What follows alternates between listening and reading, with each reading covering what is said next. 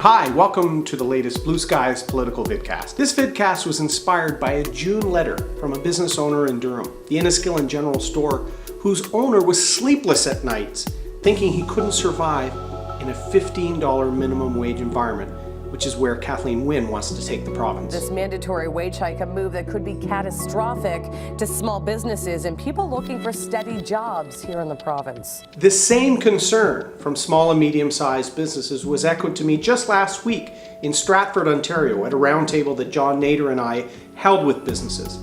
They feel there's a war against small to medium-sized businesses being waged at Queen's Park and here in Ottawa. What's worse is Kathleen Wynne's government had an advisory committee that warned them that rapid and large increases to the minimum wage would lead to job losses. And we're a bit concerned that there will be broadly negative changes. A number of businesses have indicated to us that they're going to have to increase prices on everyday goods to consumers.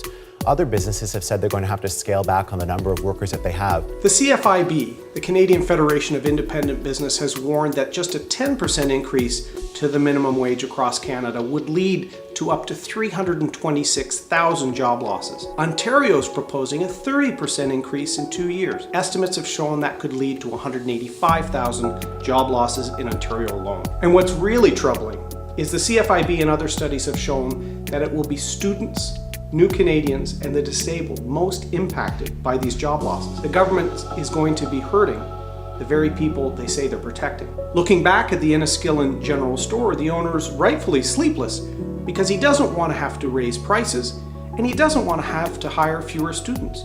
Why would the government force him to make that decision? Kathleen Wynne's own advisory committee warned the Ontario government that they're going to be hurting the very Canadians they're trying to help.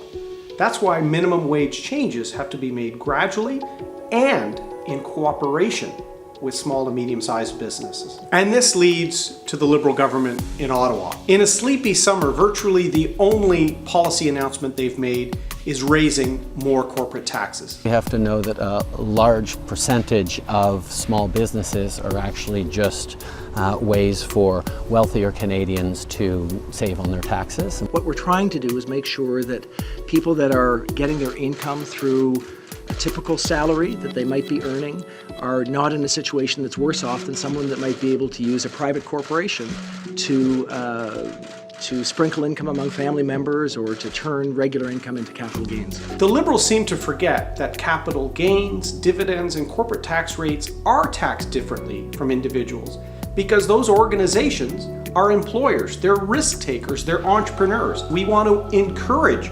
entrepreneurs and risk taking because entrepreneurs and small businesses mean jobs in our communities. And let's remember, in under 2 years, the Trudeau government has already raised taxes a half dozen times on small business, on individuals, on CPP payroll taxes, a nationalized carbon tax.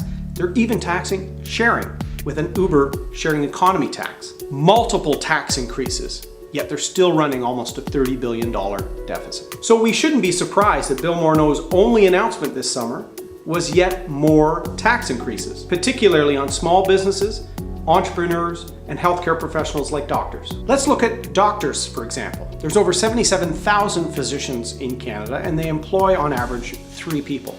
That's 231,000 jobs directly related to physicians. As a result of these Liberal tax increases, doctors may hire fewer people.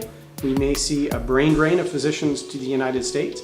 In the worst case, we may see less health access in rural parts of Canada that are already struggling to find family doctors. Only 8% of Canada's physicians are found in rural Canada, and we shouldn't be creating tax programs in Ottawa to drive that number even lower. The Liberal government is suffering from large deficits because they have a spending problem, not a revenue problem. We need a government that can foster growth and hiring within the small and medium-sized business sector. That way, not just cities will do well, small towns and rural parts of Canada will benefit because people are creating employment in their community. What do you think about the minimum wage and the latest federal tax increases? Do you have the same concerns that's keeping the Enniskillen General Store owner up at night? Blue Skies vidcast is meant to be a conversation. I want to hear your comments on these tax changes. I want to hear your ideas for new episodes. Make sure you subscribe and like this on Facebook.